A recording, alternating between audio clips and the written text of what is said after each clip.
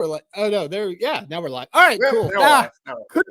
Could have been such a better cold open if it had started 3 seconds earlier, but anyway, it's Dad's Bet Baseball, episode 22. I've always wanted to say that. I'm Adam Rosenberg at Hey Rosenberg. With me as always is my buddy CJ Buskey, Slippin' Jimmy. CJ, it's Friday. We got through the heat wave. We're into like normal weather, though I'm going to Vegas next week and it's 120 degrees. But we got a great guest. We have a guest there's been a 2-year internet rumor that may or may not be my illegitimate son. So we got. It's perfect for this podcast because he can. We're going to do talk to his father. He can talk to his dad on this podcast. The paternity test that we'll do online.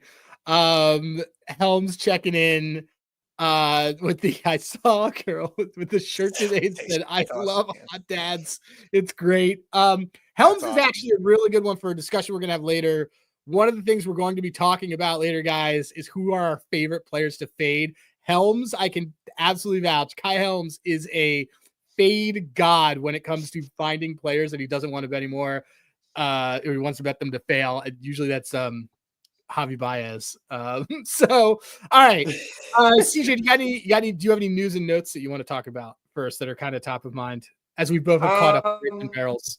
Yeah, I know. I mean,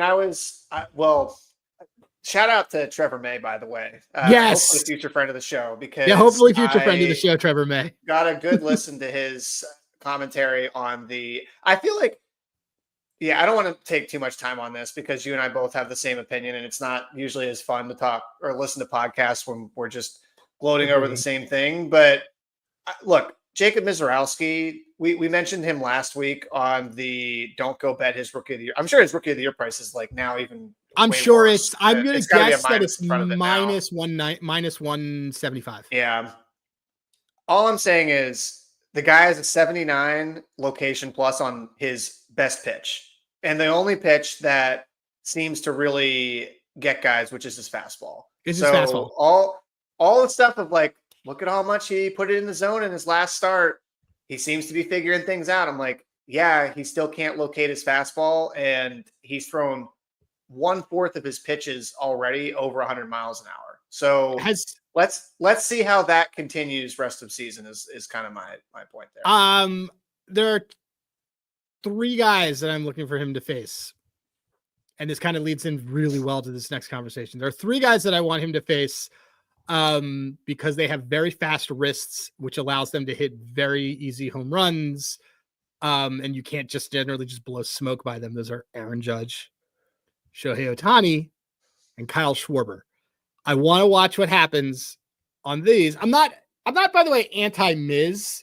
I just pump the brakes on what appears to be the white version of Hunter Green. Anybody trying to compare him to? I do think it's crazy when people are trying to say this is a better version of Skeen. No, it's not. It's 100% not. It's so not. That is insane to me. Bad take. That's the lexicon. He was not.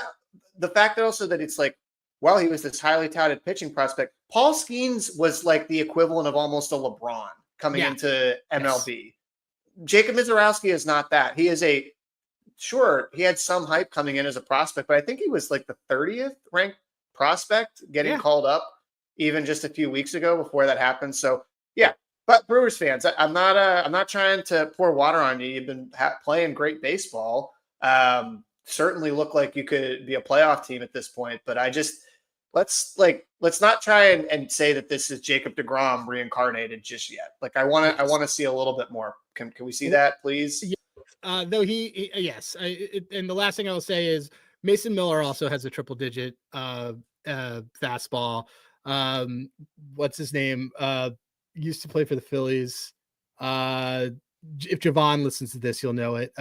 There's like some guys who used to play for the Phillies, like closers who've done it a lot. Billy Wagner had a 100-mile-per-hour fastball. Anyway, this leads us though, as I mentioned, about guys who can hit home runs. And I was 100-mile-an-hour fastball. Paul Skeens.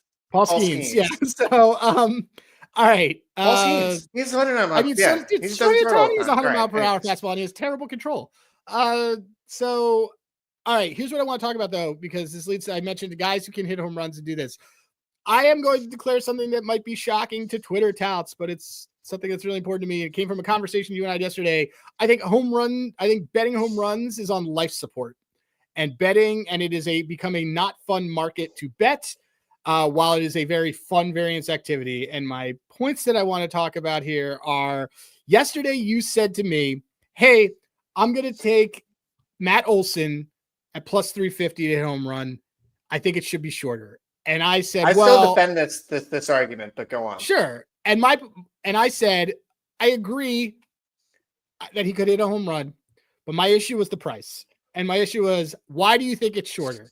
And then you said, well, I think based on the different circumstances and variables, this is a good matchup and this and this. And I said, well, look, he has 15 home runs this year against a pitcher who was expected to have 6 and has given up 8. So he's actually like that pitcher has actually been unlucky. It's not Zach Littell, who, by the way, is like hemorrhaging home runs on what is apparently one of the greatest teams in the league, but that's for another day. And my point that I made was, I said, he has 15 home runs, and just based on like how many times this has happened, probability, this doesn't seem like a good deal. And you had said, well, it's all rolling. The main point though that I got to was, this is making me realize, as we had bet this for the last 2-3 years, that we got Matt Olson last year in a bad period of his first half slump. We were still getting him with less home runs than he had now. We were getting him at 4-1 or higher. And so my point is that on home runs right now, I think all these prices stink, and none of these guys are worth it to me at less than 4-1. I looked today, Matt Olson, who did not hit a home run yesterday, and is going against Mick Abel, whose body of work is 4 games and had a couple blow up games, but is like their big 4 games. And he's priced at plus 240 to hit a home run. What are we doing here?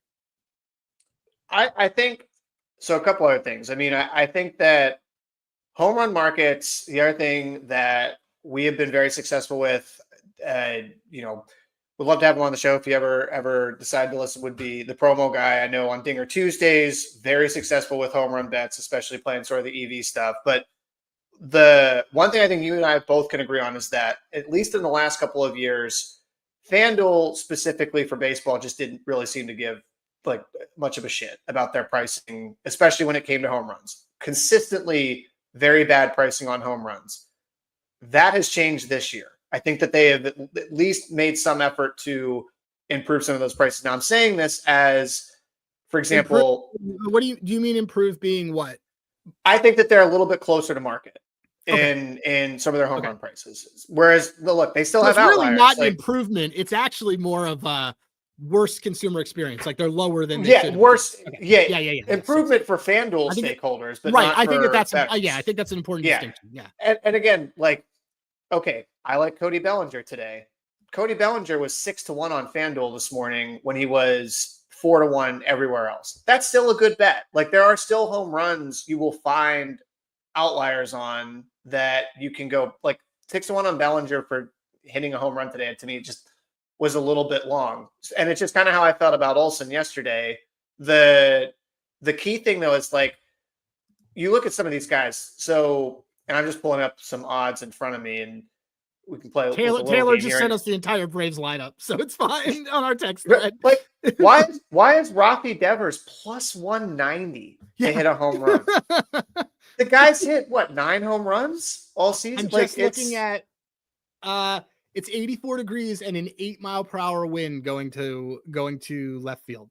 Not okay. This isn't shouldn't say 9. He's hit 16 home runs, but still plus 190. Like, that's literally the equivalent of a 2+ bases and to get a hit or something like that. It's two. It's crazy. That is more. That is right around the price that it is for 2 hits for like it's a good price on Luis Arraez 2 hits. I think one thing you did in terms of, I will give you credit for this in our back and forth yesterday, was you did bring the hammer on me on expected home runs. So can you bring that up to folks that might not be aware? Because that did make me pause before I texted you back being like, well, I still think I'm right. Well, because that's why we're friends. So if we're going to cap players, and a lot of the times, so guys, also resetting, you're just joining Dad's Bet Baseball. shout out to our friends of the pod, Hall of Fame Bets. Use the code DADS. They are really good for a lot of the trends and stuff that we talk about. And our website, handygraphs.com, which is, in my opinion, elite for finding home runs. But one of the things that you and I look for when we're looking for home runs is hard hit rate. And I've started doing it a lot more this year, but BABIP. I've been really into BABIP. So, and expected slugging, Taylor, I know, swears by. And expected home runs. So if you are going to take the batter of, well, this guy should have done X, like he was hitting it in play, this was what was happening, we got to do the same thing on a pitcher. And on pitchers, you can go to Baseball Savant, you can go to the pitching and home runs, and I'm on it right now, and I'm on the pitching leading board of actual home runs given up versus expected home runs given up, and Zach Littell is at the top. And I got a lot of guys, but you get down to this bottom, and there are these guys that have just basically been either unlucky or slightly unlucky, like JP Sears, who we all love to fade. He's given up 18, but he should have only given up 13. That's a massive discrepancy. And when we were talking yesterday, we were talking about Canning, who has given up 8 and should have only given up 6. And it's not so expected home runs are important, because if we're going to assume when we are betting a player's prop that because anytime you're betting anything, you're betting if this happens 100, we like to say if this happens 100 times, it wins more than it doesn't. And that's what happens. It's especially with a home run, but the break even percentage plummets if you race to the bottom on home runs, especially on guys that you and I were betting last year. I don't think Bryce Harper was ever below 430 last year. No, I don't know how many home runs Bryce Harper has, but occasionally like 380 or something. Right, but I'm guessing. I haven't looked at his stats because he hasn't played. But let me just look. I'm just going to use Bryce Harper's example because I know his one very well. Bryce Harper has 9 home runs this year, and the last game that he played, I know this for a fact, he was plus 360 to hit a home run. This is like race to the bottom. And the problem is that it's everybody basically saying, hey, these guys could hit a home run, but they're not looking at the pitcher side. And this is why I always say to everybody, you got to cap pitchers first before you figure out who's going to hit bombs. Because if you don't know who's holding the ball and controlling the pace of the game, you have no idea how people are going to react to that. So one last thing I'll just mention here. And it's more so if you're like, okay, you guys are telling us, don't bet the most fun prop. I know. We're saying what we're saying. We're telling people what we're saying. This is why we're dads, because we have sometimes you have to tell your kids you can't just go and watch 6 episodes. You gotta wear pants, Jake. Yeah. Another way you can play. So okay, example. I played Seiya Suzuki today. I think it was I had just an SGP. It was like 2+ total bases and to hit an RBI. There are still ways you can kind of maneuver and create your own price in order to get something that's either a little bit like, remember last year we did a lot of the Ohtani 5+ bases because he's an elite contact hitter. So he hits a home run, but there's a lot of times where Ohtani gets a home run and then he hits a single, or he has a home run and he hits a double. And those 5+ base prices, you would have gotten plus 280 on home run, but you would have get playing on such a level too last year. He was plus 400, plus 500. So if you really like a guy that's in great form, that is going to, if you would, for example, been on like someone like Ketel Marte or someone earlier this week, go and play like some of the, get a little bit creative there. Like think about RBI plus bases, or, 5 or 6+ bases, or multiple hits and a lot of bases. Those are all ways that you can kind of create your own better price. Are you adding in a little bit of additional risk? Sure, but that's okay, given that the delta that you will get from that price you create is likely going to be a lot greater than betting. It's not. I just can't get over that Rafi Devers is plus 190. I can't believe you told me that. So nuts. I mean, is real quick, and we'll go to the next segment, and then we'll bring Scott on. Is there a market that you've seen this with also besides home runs at all? Have you seen? Because you were really into pitcher stuff last year. I wasn't. I was all into home runs, and then I've moved the opposite direction. I'm like way more into pitcher stuff. I mean, pitcher Ks in general, like if you're just getting into this, if you're listening and you've been a listener, great. But if you haven't been betting a lot of baseball, like naturally the markets people want to gravitate to are home runs and strikeouts.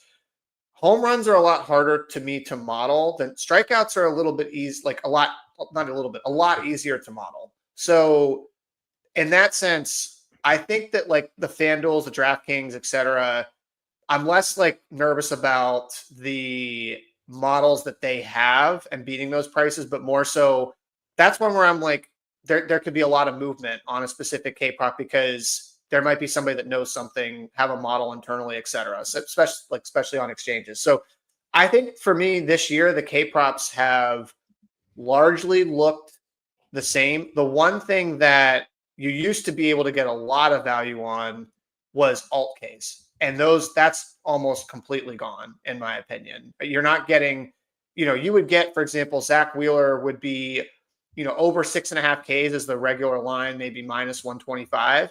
But then 8+ Ks would be like 210. So there wouldn't be any sort of mathematical sense into how they would adjust the alt lines. Those are a lot, I would say, they're just a lot more crisp right now. Yeah. So can you bet K-props? Sure.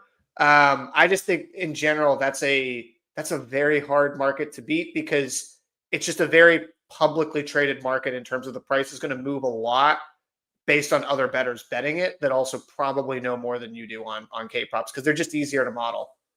Though the last thing I'll say on that, and it's not to toot our own horn, but if you were to go to handygraphs.com, you would be able to find a very nice dashboard that nobody else is able to provide to you that gives you 30, 60, 90 plate appearance splits by handedness. Shout out Colt, by the way, for adding that to the to the feature pipeline and asking for it like 2 months ago. We were like, oh, this is actually genius.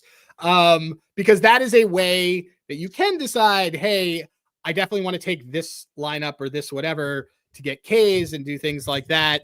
I'm also just not interested in taking people's Ks anymore that are up at 7.5 and do things like that. So it's nuts.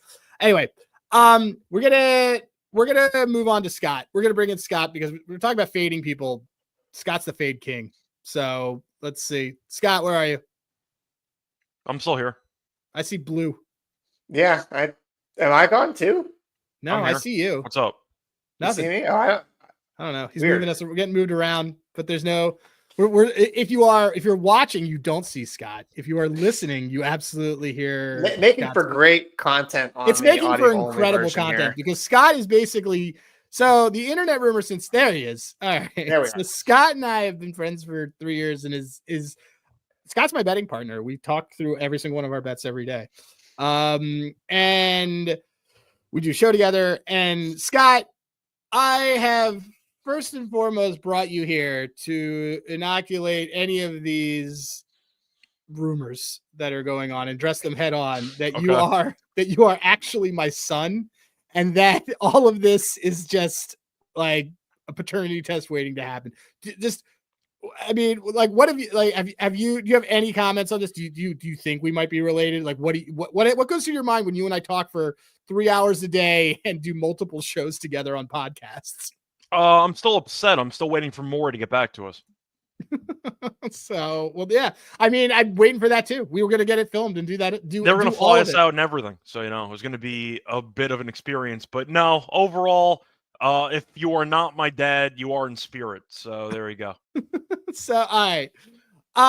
We'll keep it alive. But the most important thing that I think you do really well is you're really good at fading bad players. So first of all, tell everybody stuff that you look at when you are the king of just like, this guy stinks, I'm going to take his under. Tell us that, and then all of us are going to talk about who's our favorite guy to fade. But I first want to hear what you look at when you're trying to fade a guy. Well, of course, Handygraphs does help. Looking at some barrel rate stuff, looking at the overall form. Yeah, shame. That's a plug right there in the business. But either way, I do actually use it, just to be clear. Point is, though, I feel like people in baseball, when it comes to betting, it's the same with other sports, but I do follow a what have you done for me lately type of process for baseball batters, where if you batted 350 in April, congratulations, I don't really care. That's going to skew all your numbers around. But if you, for example, if you want to go for a hits market, If you have somebody like Dylan Moore, who has like 1 hit in 30 plate appearances, and I can get his no hits at plus 100, I feel like you have to factor in what they've done lately over the general large sample, because we know that baseball with the 162 game season can be a very streaky type of really just opportunity for either pro or cons for certain players. They'll have some hot streaks, some cold streaks. Goldschmidt, for example, on the Yankees, who was mashing for about a month and a half. Now he can't hit the ball. I feel like once again, you might get some good prices just looking at the overall opinion on a guy based on his overall numbers for the entire season compared to his splits over the last couple weeks. So one thing that I do like to actually focus on when it comes down to my fading process, I do like to shorten the sample.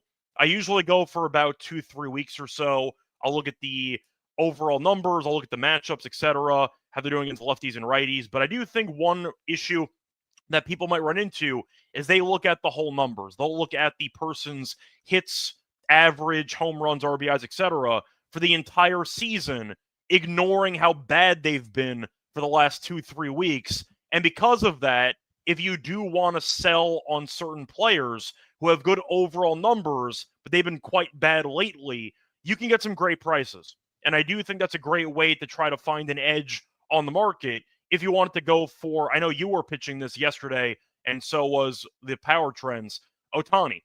Ohtani for his bases. And Ohtani's going to be an insanely priced line towards the overs because everyone's going to be betting on overs for Ohtani. But if you follow recent forms and recent trends, you can find really good value fading good players in bad form. Judge, for example, in that series against the Red Sox, where he struck out in almost every plate appearance. If you were blindly fading him with the exception of the 1 home run against Crochet in the 9th inning of that entire series, he struck out almost every time he came to the plate, and you made a bunch of money fading him because all the prices were supporting his overs. So I do think it makes sense to, once again, shorten the sample, try to find some guys who have been extremely underwhelming that you think are mispriced based on current form. But I do think that current form is the most important factor for me that I feel like sportsbooks are pretty slow to account for because they focus on the overall stats as opposed to the last 2-3 weeks. So two things. We talked about this last year. It's how we became friends last year. It's yeah. So let me get to my 2 points that not to counter Scott, but to agree and then also add on some additional context. So first off, recent form, no better place to do that than on Handigraphs. That's also called an additional plug right there, where you can do last 30 rules, 60, guys. The site rules. I'm 90, sorry, it's just so awesome. 120 plate appearances, both for pitchers and batters. So you really can get a good idea of recent form. But see, for me, I tend to look at players sometimes as like political parties in the sense that once I've kind of developed or formed an opinion on them, or I've committed to voting that way, it's very hard for me to adjust that, like my priors on that player as a just quality overall player. So example of that, right? Like guys that we like to fade. I've always thought Bailey Ober stinks. I've never thought that he was a guy that had I tried to ship him on you so much last year. You did. And I would always be like, I just don't think he's very good. He gives up a lot of home runs. Like I've seen too many of these games where he has like a 6 or 7 run inning. And even if Bailey Ober has a string of good games, I am almost inclined on my priors to go, yeah, but I still think that this is like kind of a mirage. I'm not going to, because he's been pitching well, start to bet him. The example you gave, Scott, on Judge, who a little bit of some blasphemy on this program, somebody who we have argued is underrated multiple times. And I'm a Yankees fan. I love Judge a lot. But I'm pointing out the pricing makes him unbettable at times. Which also, for everybody listening, I also know this, Scott, that you're a devout Yankees fan. I listen to SGPN all the time. So for you to come out and say that I'm going to fade Aaron Judge, that's a very logical, smart approach to betting. But my point there is, like in that Red Sox series, I saw the same thing you did. I'm too afraid to bet against him. Like there's some guys like Ohtani, sure, he hasn't been hitting well. One of those guys that I'm like, you know what, he's almost just kind of like on the do not call list. Like, yes, he might be struggling. I'm okay not betting him. Won't bet his overs, but I'm probably okay just kind of passing on him. That's still fine, though. The point is you are willing to at least separate yourself from blindly taking overs with elite players when the market suggests that there's no value in doing so. So in a way, even if you are now willing to actually fade them outright, passing on them still counts as a way of saving potential bankroll because you're willing to pull the plug to some degree when it comes to not blindly tailing all these elite players. Judge is kind of one example. For example, I tried something a bit unique for a prop show earlier in the week. Everyone was on Judge home runs and Cal Raleigh home runs because he had the monster series against Chicago. He had the great start to the series against Minnesota. I did a home run fade parlay. I took Aaron Judge under half a home run with Cal Raleigh under half a home run. That was minus 102 on two guys to not hit a home run in a given game or day. I understand that there's some value with maybe finding some guys in particular to hit home runs. But the elite actual players, and you mentioned it before, there's no value. The home run markets have been kind of nuked by everybody at this point. So I'd rather try to fade some common choices to hit home runs with no value at all. You mentioned, I think you said it was Devers at like plus 190 to plus home run. 190. If you want to throw the under on the home run and try to get a parlay out of that, I don't mind that either. But I'm trying to get creative in the home run markets because I do agree as a whole. That market has been nuked to oblivion.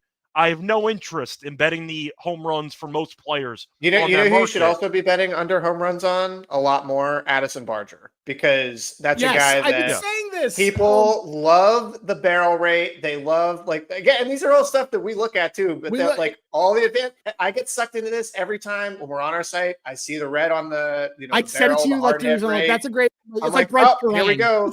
And then even today, I'm looking. I'm like, he's got 2 barrels, 6 hard hits, last 5.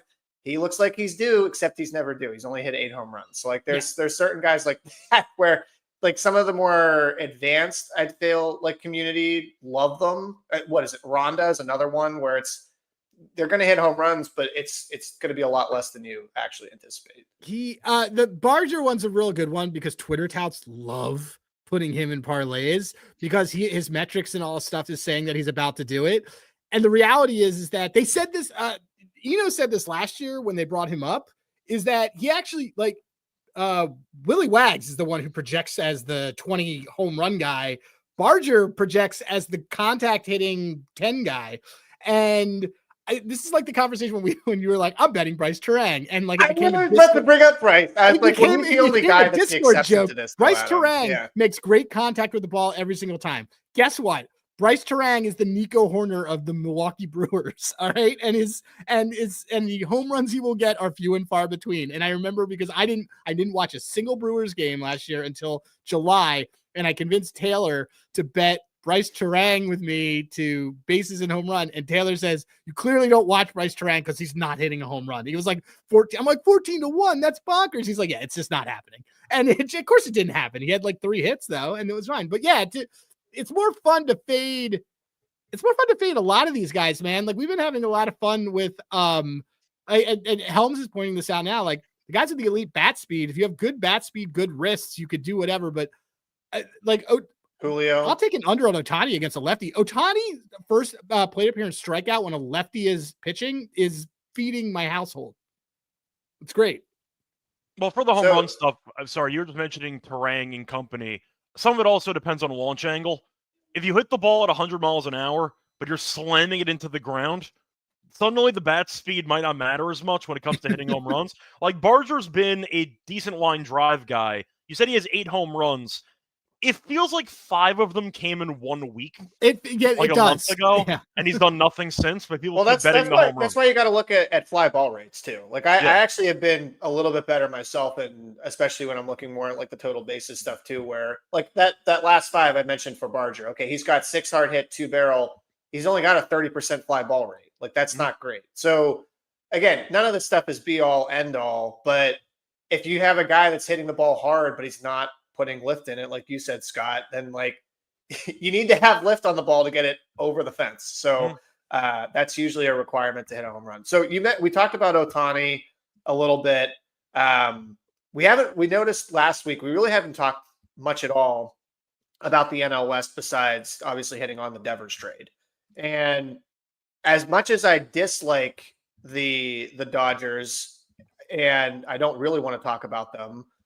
Look, I think the Dodgers probably should even be a little bit shorter favorites than they are to win the NL West. And I think they're getting some guys back with Snell. They're going to get Glasnow later this season. They've got reinforcements coming. Even Sasaki, who can give them hopefully something after his IL stint. I'm pretty bullish on the Dodgers still in this division, even though it's been kind of just like faux pas. They're just the Dodgers. Is there anybody in that division, Scott, that you feel like does have a real chance to either challenge the Dodgers or even come playoff time could be a problem for them? Yeah, so I would say to answer your first question, no. Dodgers are going to win the division, the more talented team. The problem is trying to actually put some trust into the other teams around them in this division, and they're above 500 and all. Shout out to the Rockies for padding everyone else's record, but still, the point is you're looking at the Padres, who were insanely hot to start the season. They've regressed. They're fine. I'm not exactly thrilled in their consistency. It feels like the offense falls off a cliff, and then you're relying on the pitching to pick it up. They've had injuries too.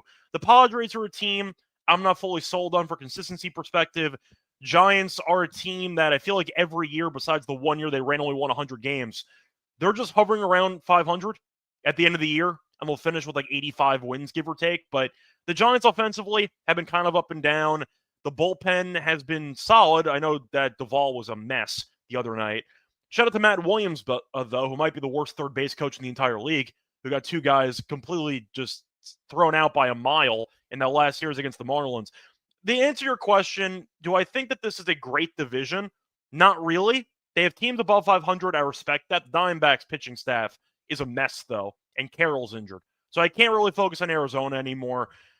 I think if I was going to pick between the two teams of the Padres and the Giants, I would pick San Diego just based on talent.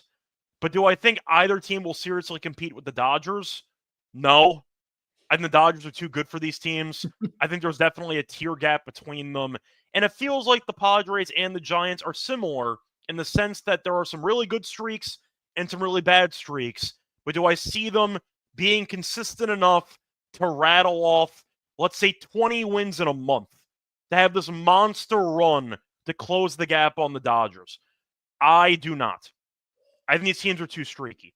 So to answer your question with the injuries and with the Dodgers having basically no rotation, trying to piece together guys, getting guys back, I think the answer is no. The Dodgers should be a shorter favorite.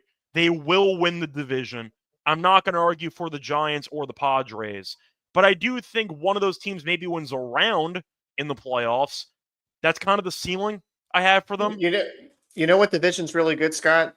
The NL Central. We almost made it a full episode without talking about one of the NL or AL Central. We just can't quit that.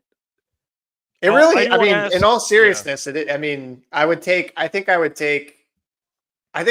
multiple teams the four teams there: the Reds, Brewers, five.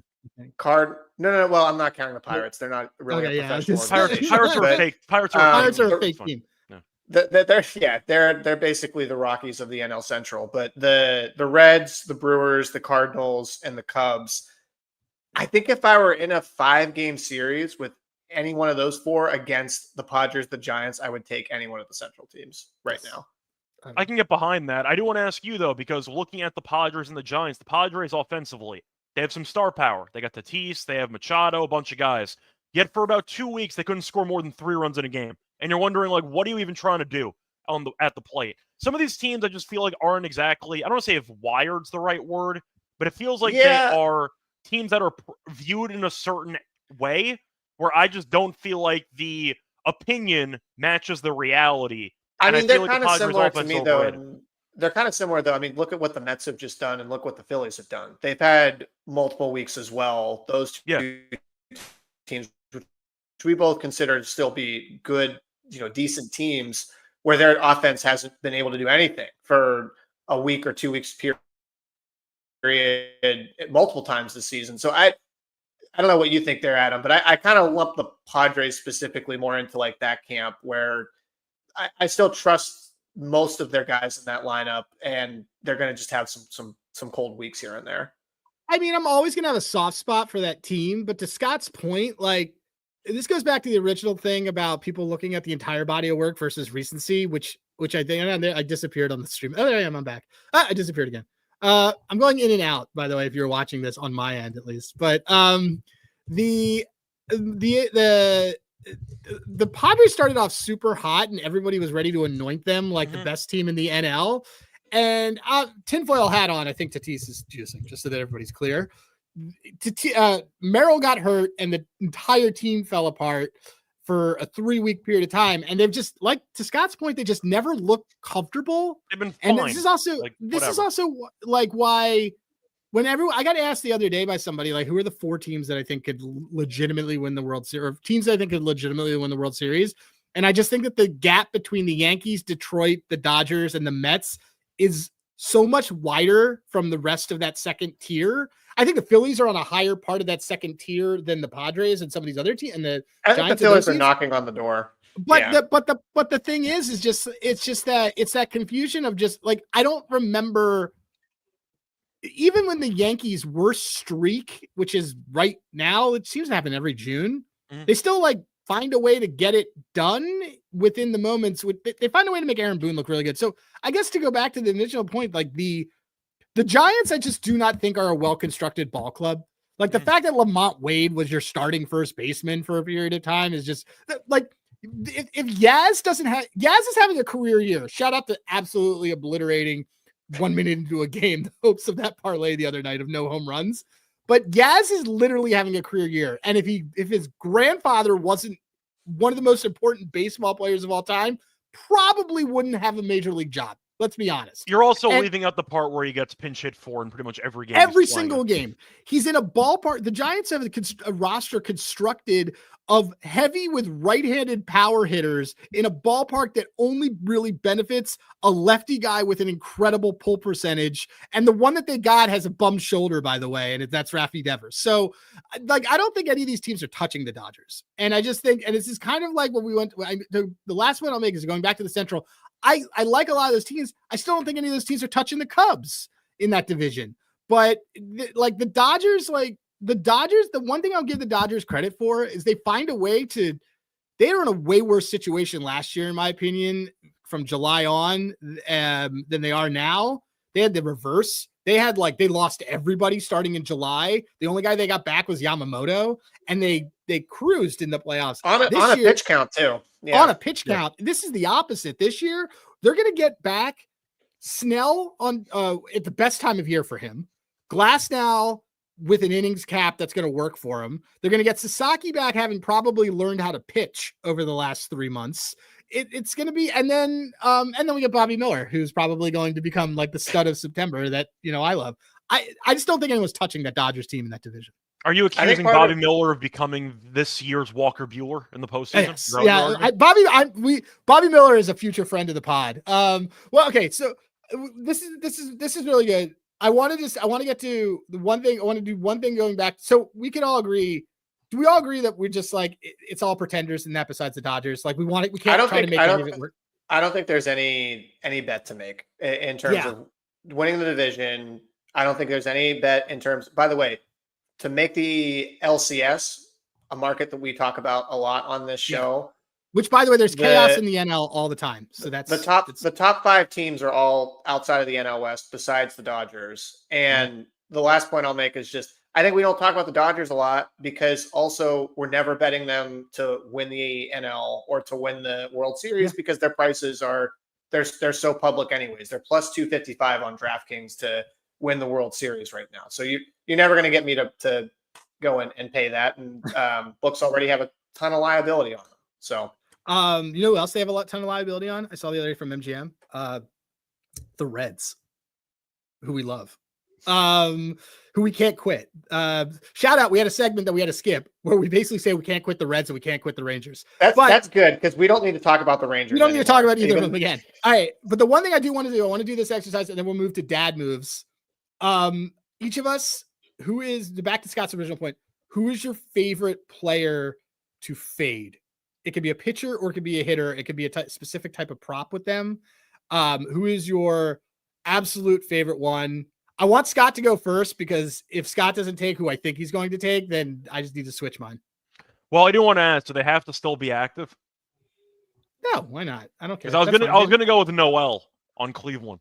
I was such a fan of taking his under hits every time. It's on my list, Scott. But he's technically not on a team anymore, so I don't know if I can I count that, or does it have to be an active player? Because Noel was free. No, that counts. If you want to pivot now, it's a similar He cashed us a monster parlay, by the way. It's a similar story to Dylan Moore. Basically the same idea as Dylan Moore, but the point is Noel with Cleveland. They were rotating him with Jones, and basically Noel was getting 2 at-bats every game, striking out twice, and getting pulled by the 6th inning. And you were just getting minus 120 like every game, and he was having 2 plate appearances, and he was done. So it's like, all right, I'll just keep taking this over and over again. And he was batting in the 100s, and they got rid of him. So even though technically it might be cheating because they finally got rid of him, they also replaced him with another guy who's not very good. But I'll go with Noel. Angel Martinez? Yeah. Strikeout free, king. We call him free space. Free strikeout space. Yeah, they got him instead. But my favorite one this year was Noel because he was a guaranteed pinch hit candidate after about 2 plate appearances, after doing nothing, and it was free. So that was my favorite fade. Not the guy that you were thinking I was going to say, but Noel I did love a lot. So that was my favorite. I did think you were going to say either Kreidler or Kreidler didn't play enough. He didn't play enough this season. Kreidler was my guy from last year, but he didn't play enough. Rojas is the other one. We did good on Rojas before everyone caught up. Mine is probably mine's Rhys Hoskins. Okay. Rhys Hoskins, if you go to any platform, look, if you go to Hall of Fame Bets, you can do this on Hall of Fame Bets. You can do this on Hall of Fame Bets. You can do this on our platform. Go to Rhys Hoskins and just look at just sort by anything by K rate. And Rhys Hoskins is the fact that Rhys Hoskins is sometimes plus 175 for 2 strikeouts in a game is absolutely bonkers wild to me. Yeah. This is a guy that obviously has great Phillies history. I was on the bus of like, he is absolutely replaceable, and he very much is, but he is another free space when it comes to strikeouts or just hitting the ball in the dirt. I'll play him against a lefty. But otherwise, Rhys Hoskins is probably my favorite player to fade. Well, you mentioned strikeouts, though. I have to mention at least one other guy as an honorable mention for strikeouts. Who's that? You know what we're talking about. I know what you're going to. He's viewed as a very, very good baseball player, and we don't think he's that good at baseball. Oh yeah. Can I guess? Does he play for one of those organizations that we don't call a professional organization? Yes, that is correct. Yeah. Is it O'Neal Cruz? That is correct. There it is. That is correct. We are convinced that he is only good because he occasionally hits the ball 120 miles per hour, and he's fast, but he's bad at everything else associated with baseball, and nobody talks about it. He got benched for lack of hustle earlier last week. He can't field. He strikes out 3 times a game. Yeah, O'Neal Cruz, the guy that Adam and I have been pretty heavy on when it comes to fading, or in theory, tailing his strikeouts. He's just not very good. And people think he's very good because his highlights are pretty entertaining. That's it. He's minus 130 for 2 strikeouts a game now. Can I raise you? Can I raise you, Scott? Yeah. Julio Rodriguez. Because okay. It's a good one. So, we brought him up a couple of times, and I mentioned that like baseball guys for me are like political parties. Once you're kind of tied to one, it's hard for you to leave. But this is the case where it's like you found out that the president was no longer capable of actually serving, and then you found out everybody was lying to you. That's kind of how I feel about Julio, where it's like, I believed this one thing where I used to always want to bet him to hit home runs, and now every time that I see his home run or his total base prop, I'm tempted to bet the under because I just don't think he is a guy that is going to hit 40 home runs ever again. I think he's been figured out. Just to be clear, to interrupt for a second, soft launch. Are you calling Julio's nickname the Joe Biden of the MLB? Is that the nickname you're rolling with? I'm saying the original sin was that we all believed that Julio Rodriguez was going to be a 40 home run, 40 kind of stolen base type of guy, and he's not. He's not that. He's fine. He's a 2.5 WAR, I think, this season. Yeah, 2.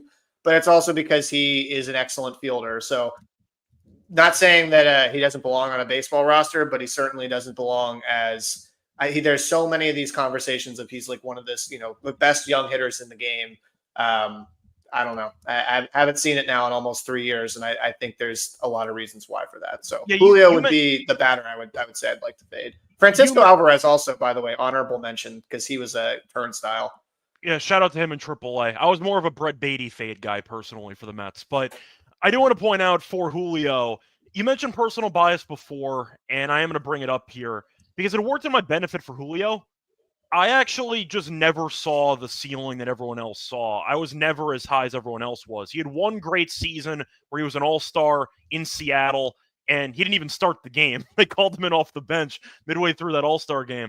I never saw it with Julio. I thought he was a pretty solid player. He had the second half of 23, which I think most people point to. And everybody I keep hearing now is like, well, he's going to get hot. He's going to get hot. I'm like, really? Because he hasn't gotten hot in almost 2 seasons. So there was that stretch that kind of reaffirmed, I feel like people saw half a season and said, this is who he's going to be for the rest of his career. And I just did not see that. I thought that he was going to be a guy who was always going to be a very good fielder because of the speed and the actual coverage he has in center field. As a hitter, though, maybe it was his approach at the plate. I just did not think he was maximizing his potential when I was watching him play. And you mentioned the one season that he had. He's had one season in his career with at least 76 RBIs. One season in his entire career, and he's viewed as being basically a 30-30, 100 guy by almost everybody, and I just never saw it. I think he's more, in my opinion, the stolen bases can be there on a regular basis. I think that's sustainable. I think he can be a 30 stolen base guy, but he struck out 145 times in his first season, 175 in his second season, and 156 in his third season. It's a lot of whiffs. It's a lot of whiffs for a guy who's got a bunch of speed. For a guy who spent a lot of time on the disabled list, too. Who was in his career year, which I think is problematic. So I feel like that's maybe why I was against Julio compared to others. If you have that much speed, kind of like O'Neal Cruz, worst case scenario, put the ball in play. Like, don't strike out like 1+ times per game. If you maximize the contact rate, it happened last year for Julio, actually. He had a series where he had like 9 hits in 2 games. He had like a 4-hit game and a 5-hit game back-to-back. And people were like, why can't he do this all the time? It's because he strikes out a ton. That's the problem he runs into. So I feel like if you are going to be a guy with a lot of speed, I wish Julio kind of leaned more into the contact element of his game instead of swinging for 450 feet half the time. I think that's what's holding him back. I like his skill set. I think he doesn't maximize it with his play style, and I think that's the problem I have with Julio and O'Neal. Fair enough. So, all right. We're going to move to Dad Moves, which is our close of this. And reminder for everybody, Dad's Bet Baseball. We are at Dad's Bet Baseball. You can heckle us. You can give us 5-star reviews. We would love 5-star reviews on Spotify and Apple Music and Podbean. And on YouTube, if you're watching this, leave comments. I think we have we're starting to get more subs. This is really cool. Am I allowed for the segment? Because I don't have kids. Yeah. You're encouraged. Okay. No. We're gonna tell you. So here's how. So okay, the Dad Moves segment, which another friends of the pod, Hall of Fame Bets, hofapp.com. The way it is basically the short version of it is what's something that you did this week that you would say is kind of a pro move, and it's something you would tell people as almost life advice or recommendation, or you would tell your dad, like, hey, I did this and pulled this off. We've had things like order your wife, order food for your wife when you're out of town. Nick had a really good one. Nick Slane was on here before. His was order the food once you get to the restaurant. Once you get to a restaurant to give yourself more time. Mine is my original one was going to be like very inside baseball. I was going to say work in sports so that if you want to get away from your kids on the weekend, there's a sports thing going on. You just say, I got a work thing I got to do. I got to take an hour and a half. I got to go do this, but that's not what I was going to say. What I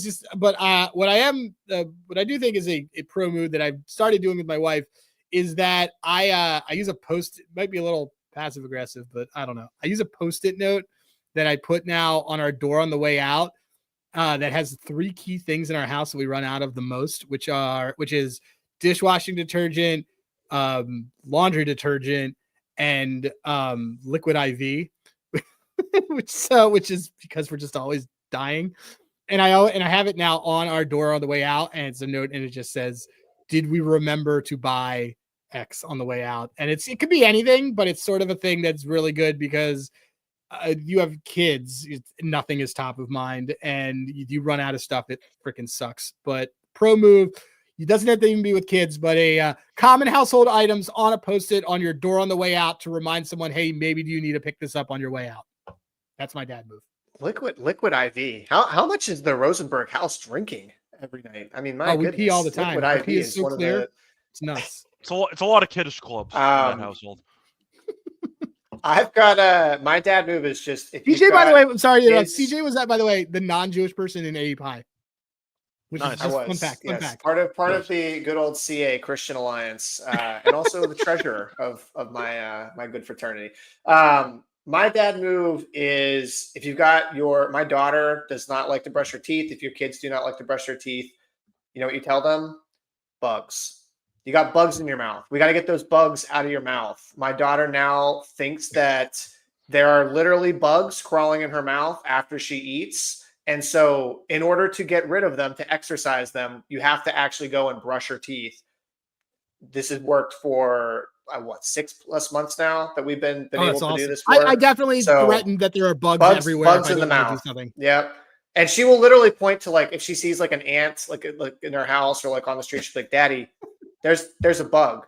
I don't want to get that in my mouth." I'm like, "No, that's why you got to brush your teeth." And she's like, "Yeah, we can't get bugs in our mouth." So that's a good one if you are struggling to get your kid to brush their teeth.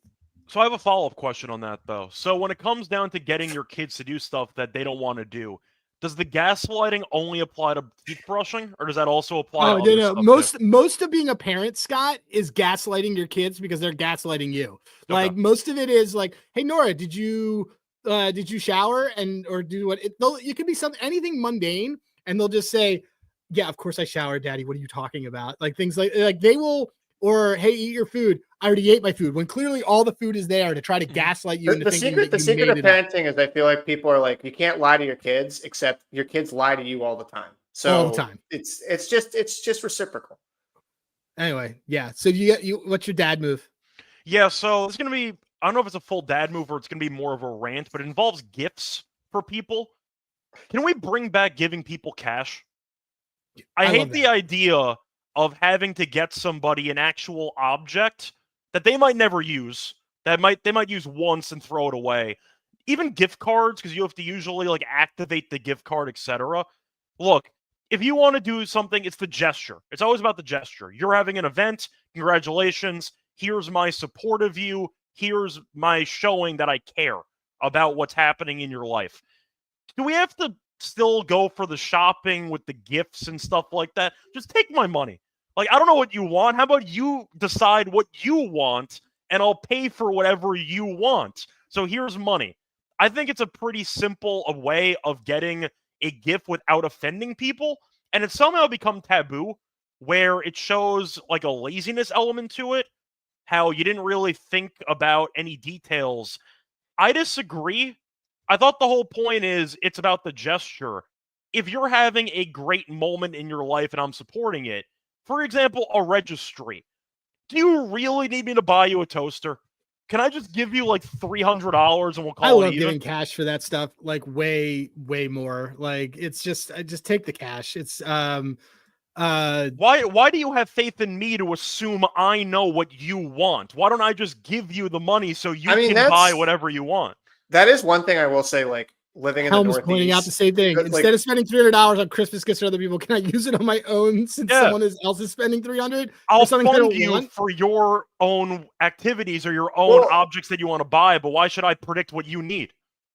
Scott, you can attest to this, where if you go to a wedding in New York or New Jersey or in like the tri-state area, people just give cash. Like, you just go and give cash. Whereas if you go where I was like growing up in the Midwest, you go to weddings and you'd have to like actually get a physical gift. Like, you'd have to go buy something from the registry or something. And I remember the first New York wedding I went to, oh, what a novel idea. Just give them cash. What would be just the easiest way for people to actually go and use this and buy what they need? And the gesture is the same. So, the gesture is, we're here, we're happy for you. Here's a gift. Exactly. Yeah, you're still putting thought into it. Yeah, that's something that always bothered me, though. Where even growing up, it was a matter of being an only child. My parents, of course, wanted to get me something for my birthday. They're like, "What do you want?" I'm like, "Look, I don't know what I want. Just give me some cash in an envelope, and that's all I need." Like, I'm not asking for much. You give cash and you give free will. That's what you tell people.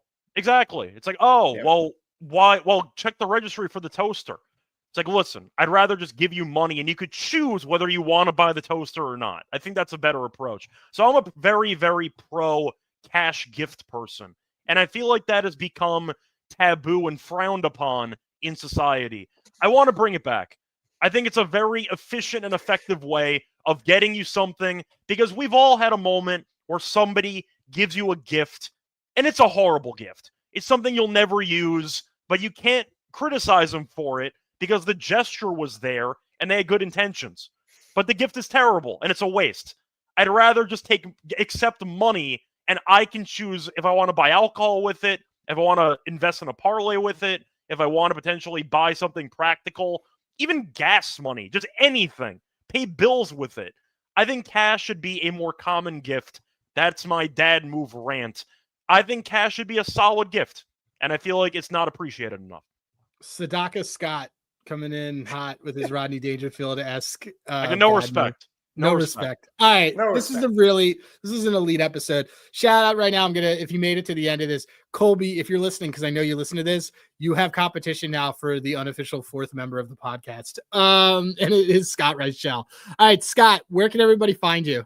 Yeah, find me on Twitter at Reichel Radio. Find me on SGPN. Doing a bunch of shows, the MLB show, sometimes with Adam, sometimes without. Doing WNBA show as well. NBA's in the off season, but still doing NBA. Have tennis, as you can see behind me with this tennis ball here. That's a 1-of-1, by the way. That's a 1-of-1. It's a custom ball that was sent to me by Sean and Kramer, so shout out to them. But once again, bunch of podcasts at SGPN. Find me on Twitter, though, at Reichel Radio. Awesome. By the way, if people should watch this, because Kai Helms, who I call Shane Helms because I watch too much wrestling, dropping tons of bombs of guys that you could bet unders on. Jacob Amaya's on here. Josh Rojas. It's a good read. All right. So for Scott, for our producer Spencer, who did an excellent job when we were disappearing into Back to the Future land the entire time. Not his fault. We blame SteamYard. Spencer is at Spencer_Ray. CJ is as Slippin' Jimmy, who's at Dad's That Bet Baseball, not at Dad's Who Bet Baseball. Dad's That Bet. We are at Dad's Bet Baseball. And CJ, just what's the final word? Devers.